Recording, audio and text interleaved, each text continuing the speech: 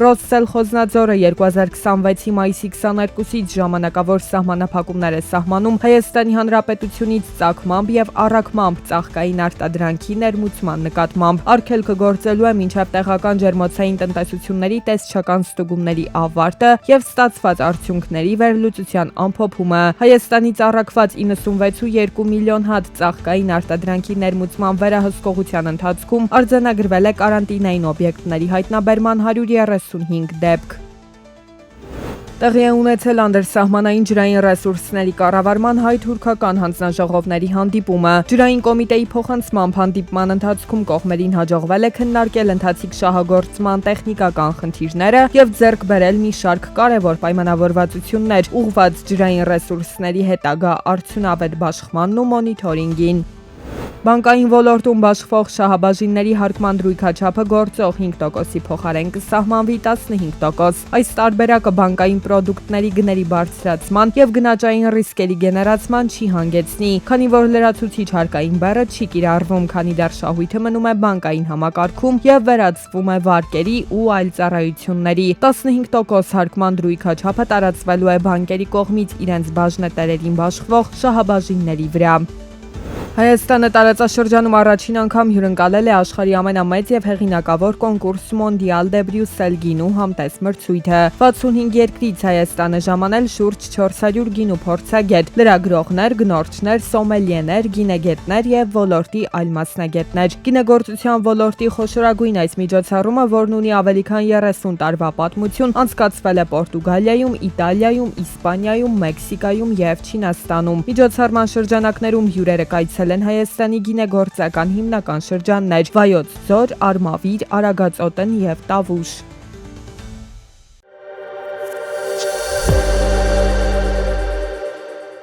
Ֆինանսական աշխարհը կանգնած է պատմական իրադարձության շեմին։ Իլոն Մասկի հիմնադրած SpaceX ընկերությունը պաշտոնապես բաժնետոմսերի առաջնային հրապարակային տեղաբաշխման հայտ է ներկայացրել։ Ակնկալվում է, որ այս գործընթացը կդառնա Wall Street-ի ողջ պատմության խոշորագույն եւ աղմկահարույց իրադարձությունը։ Բորսայում բաժնետոմսերի հաջող տեղաբաշխումից եւ դրանց արժեքի հնարավոր աճից հետո Մասկի ընդհանուր կարողությունը կարող է հատել $1 տրիլիոն սահմանը, նրան դարձնելով մոլորակի առաջին տրիլիոնատերը։ Եվրամիությունը հաստատել է Միացյալ Նահանգների հետ առևտրային համաձայնագրի վերջնական տեքստը։ Որոշումը կայացվել է շտապ կարգով տեղավորվելու համար վերջնագրի սահմանված ժամկետում, որը ներկայացրել էր Միացյալ Նահանգների նախագահ Դոնալդ Թրամփը։ Ավելի վաղ նա սպառնացել էր դաշինքին նոր մաքսատուրքերով։ Միությունում կոնսենսուսի են եկել մայիսի 20-ին։ Դա հնարավորություն է տվել կարգավորել երկարատև վեճերը, որոնք խոչընդոտում էին Վաշինգտոնի հետ գործարքի իրականացմանը։ Ապրիլին Ռուսաստանում կանխիկ վճարումների մասնաբաժինը կազմել է ընդհանուր վճարային գործարքների 30%-ը։ Այս մասին հայտնում է Forbes-ը։ Կանխիկն առավել հաճախ օգտագործվում է մթերքներ, կահույք եւ պարագաներ, ավտոպահեստամասեր գնելու, ինչպես նաեւ հյուրանոցների, զվարճանքի կենտրոնների եւ ավտովերանորոգման արհեստանոցների ծառայությունների համար վճարելու նպատակով։ Այնուամենայնիվ, փորձագետների կարծիքով սա կանխիկին լիարժեք վերադարձ չէ։ Ապրիլի 26-ին ավարտված եռամսյակում ամերիկյան Nvidia-ի զուտ շահույթը կազմել է $58.32 միլիարդ կամ մեկ բաժնետոմսի հաշվով $239։ Ընկերության եռամսյակային հասույթը աճել է, հասնելով $81.62 միլիարդ։ Ընկերության կանխատեսմամբ ընթացիկ եռամսյակում հասույթը կկազմի մոտ $91 միլիարդ։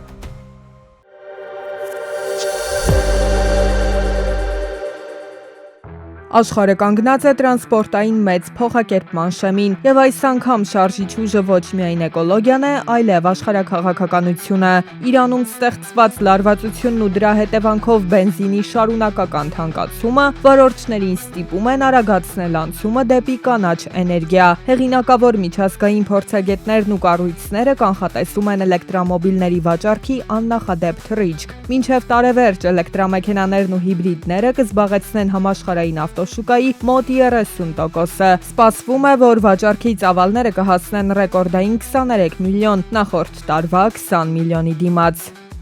Մենք տեսնում ենք երկու հիմնական գործոն, որոնք արագացնում են այս հեղափոխությունը։ Առաջինը տեխնոլոգիան է, մարտկոցների գները շարունակում են նվազել, էլեկտրոմոբիլները դարձնելով ավելի հասանելի։ Երկրորդը աշխարհաքաղաքական է։ Էներգետիկ ճգնաժամը, որը սրվել է մերձավոր արևելքում եւ մասնավորապես Իրանի շուրջ հակամարտության հետևանքով, ստիպում է սպառողներին ապահովագրել իրենց։ Թեև վաճառքների ամենաակտիվ աճը կանխատեսվում է զարգացող շուկաներում, Ասիայում եւ Լատինական Ամերիկայում, Եվրոպան նույնպես հետ չի մնում։ Հին աշխարհամասում էլեկտրոմոբիլների եւ հիբրիդների վաճառքը կարող է աճել մոտ 20%-ով, կազմելով վաճառված բոլոր մեքենաների 1/3-ը։ Անվիճելի առաջատարը սակայն մնում է Չինաստանը, արտադրելով աշխարհի բոլոր էլեկտրոմոբիլների գրեթե 75%-ը, Պեկինը թելադրում է իր կանոնները։ Չինաստանում գները շարունակում են նվազել, իսկ տեղական ընկերությունները մեծացնում են արտահանման ծավալները դեպի համաշխարհային շուկա։